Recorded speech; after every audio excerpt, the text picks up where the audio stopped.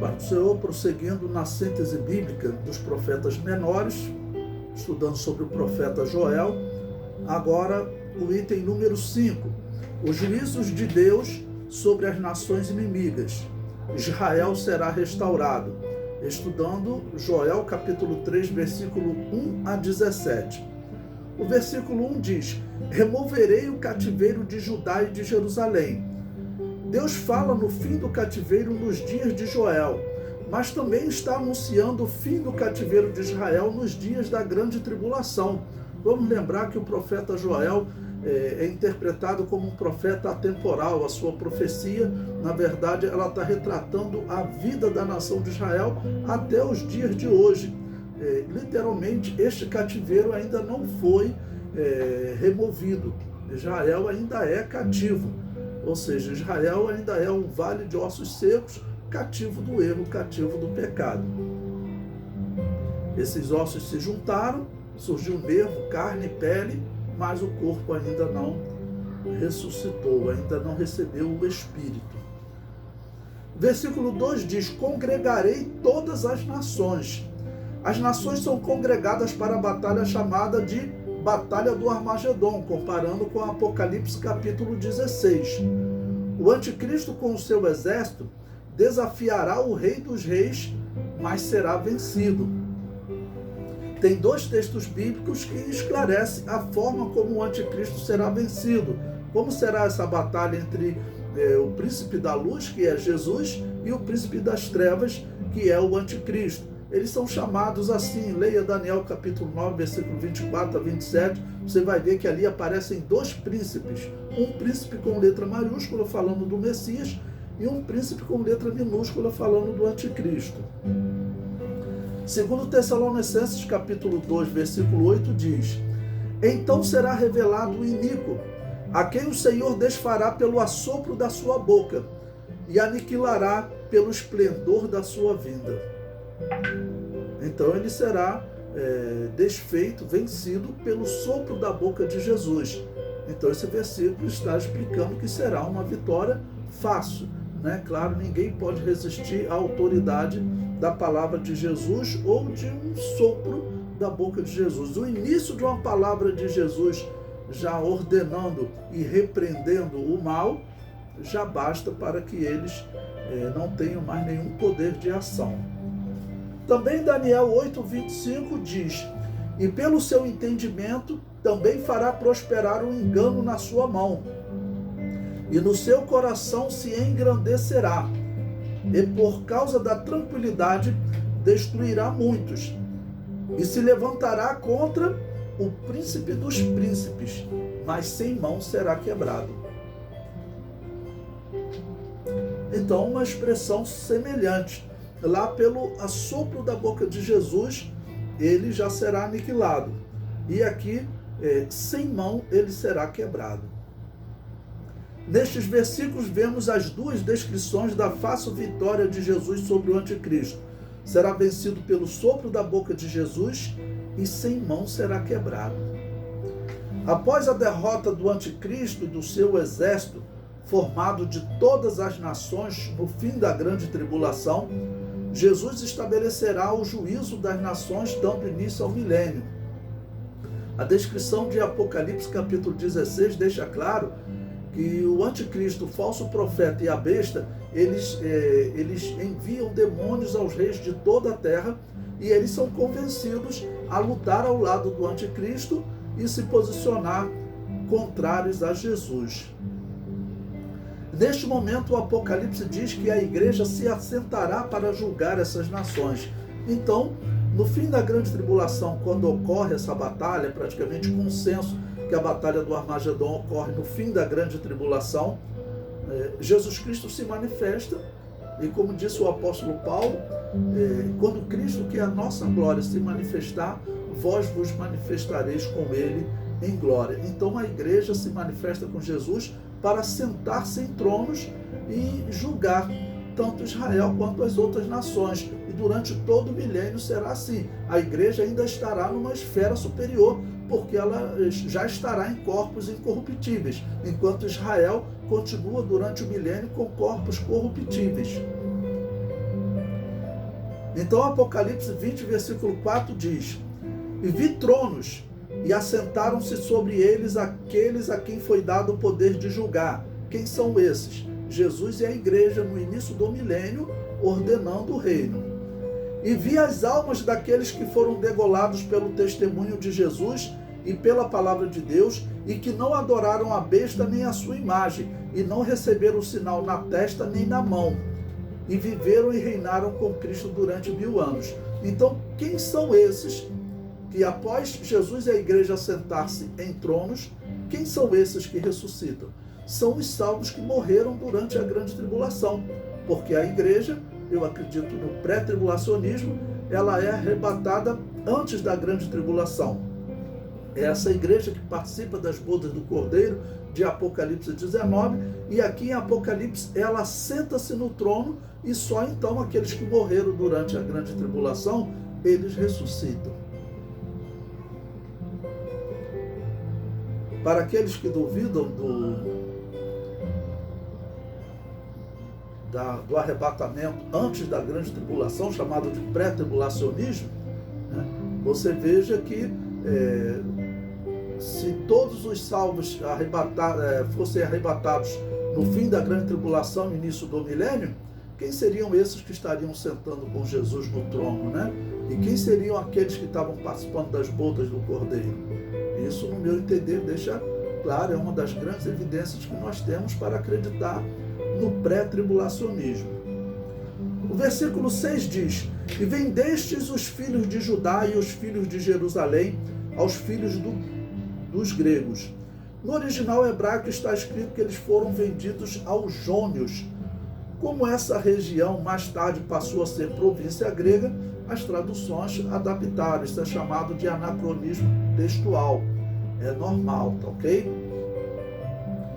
Deus promete reverter a situação de Israel, exorta Israel para que se preparem para a guerra, prometendo a vitória. Hoje nós podemos dizer que Israel vive essa situação. Israel é um dos países mais preparados para a guerra no mundo, porque eles estão correndo risco de ataque 24 horas por dia. Tanto a guerra física de bombas naturais, quanto a guerra de inteligência, quanto a guerra envolvendo aí a guerra tecnológica. Há pouco tempo Israel destruiu um prédio onde estava sendo desenvolvido um ataque cibernético a Israel. Então, aos computadores de Israel, né? Eles identificaram o local e imediatamente enviaram um míssil lá na faixa de Gaza e matou todos aqueles que estavam trabalhando nesse vírus. Em Joel capítulo 3, versículo 10, ele diz: forjai espadas das vossas enxadas e lanças das vossas foices. Diga ao fraco, eu sou forte. Então veja, nós teremos a profecia de Miqueias lá durante o milênio, dizendo o contrário. Olha, pegue agora as vossas lanças, né, as armas, e transforme em enxadas, em foices para poder trabalhar, tá bom? Porque já não vai haver mais guerra. Mas nesse momento em que o anticristo ataca Israel, a mensagem é contrária, tá bom? Forjar espadas das vossas enxadas, ou seja, as enxadas se transformam em espadas. Durante o milênio, as espadas voltam a se transformar em enxadas. No versículo 12 diz: me assentarei para julgar todas as nações em redor. Joel prossegue falando da luta do Senhor contra as nações nos seus dias, mas também falando profeticamente da luta final para livrar Israel das mãos do anticristo, no fim da grande tribulação. Essa batalha para livrar das mãos do anticristo é chamada de Batalha do Armagedon. Apocalipse capítulo 16, versículos 14 e 16 diz o seguinte: porque são espíritos de demônios que fazem prodígios, os quais vão ao encontro dos reis de todo o mundo para os congregar para a batalha, naquele grande dia do Deus Todo-Poderoso. E os congregaram no lugar que em hebreu se chama Armagedon.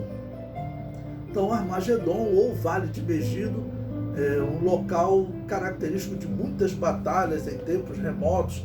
É retratado batalhas entre os egípcios e os povos que habitavam essa região, antes mesmo dos israelitas habitarem. E a primeira batalha registrada na história foi exatamente sobre os egípcios e os povos que habitavam nessa região. Então eles se encontraram ali em Megido, o Egito ganhou a batalha. Após esta batalha, Jesus se assenta no trono juntamente com a igreja para julgar as nações. Apocalipse 20, versículo 4. Aqueles que morreram durante a grande tribulação, agora eles irão ressuscitar. E todos irão reinar, passar a fazer parte da igreja e reinar com Cristo durante o milênio. Sendo que eles já estarão em corpos incorruptíveis, então eles reinam essencialmente em um corpo espiritual invisível, mas podendo se tornar visíveis, assim como os anjos fizeram durante o Antigo Testamento. Lembrando que o corpo espiritual eterno que a igreja recebe é um corpo semelhante ao corpo dos anjos. Neste momento terá início o milênio, o reino de paz que durará 1000 anos. Neste reino, Jesus estará reinando sobre Israel e sobre todas as nações.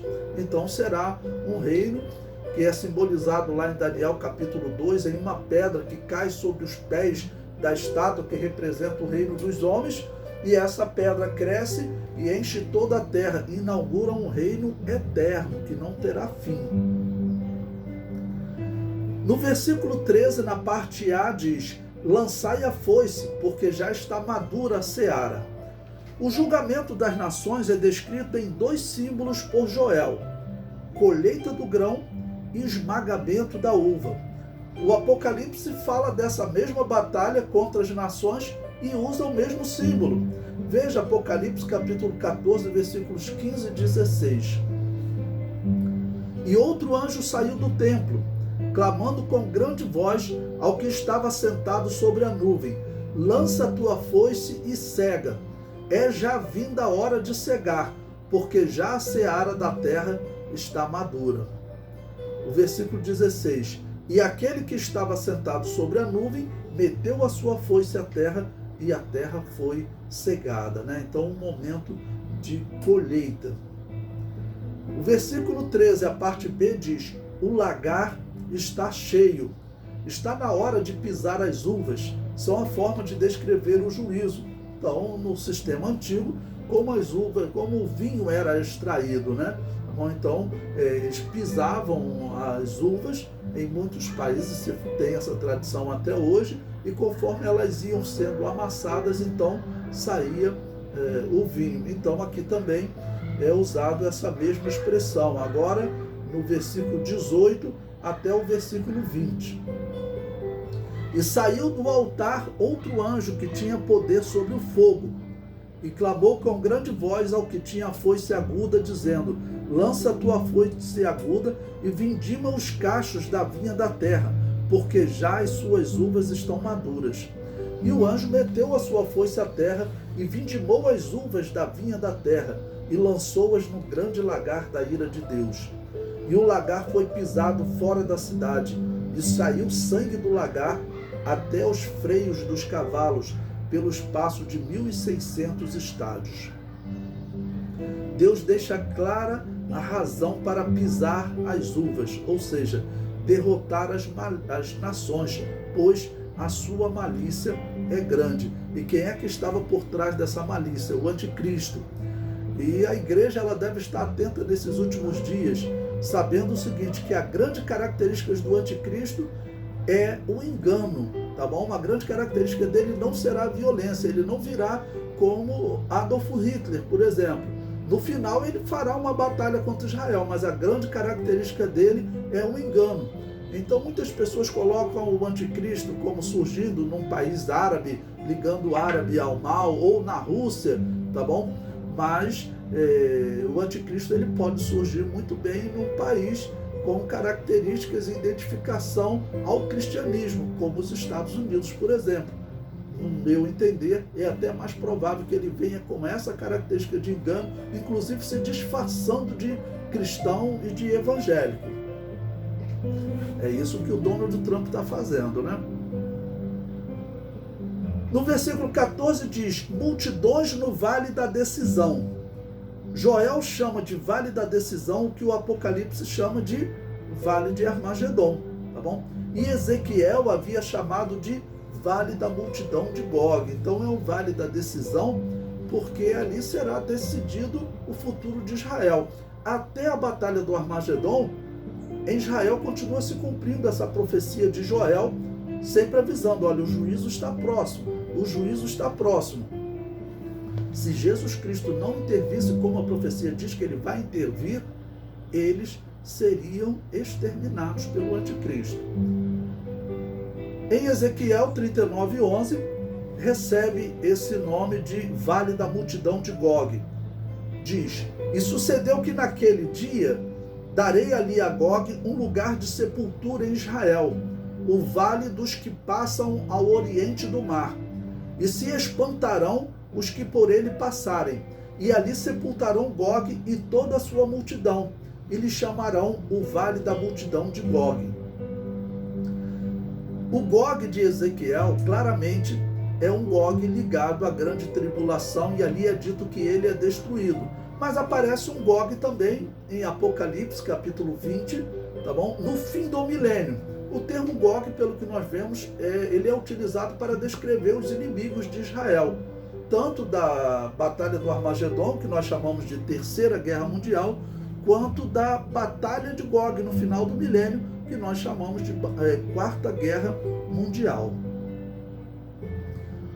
O dia do Senhor unirá graça e juízo.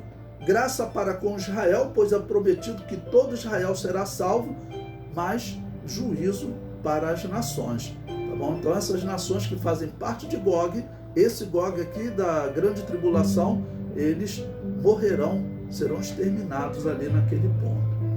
O versículo 17 diz: Sião, o monte da minha santidade. O lugar que Deus escolheu para colocar o seu nome, o Monte Sião, é tão emblemático para Israel que o movimento de retorno para a terra de Canaã chamou-se sionismo. Então eles têm uma identificação especial com esse monte. Foi o local que Deus escolheu para colocar o seu nome, o seu trono, a sua cidade, e o local onde ele seria cultuado. E que Satanás, por outro lado, procura ocupar este lugar.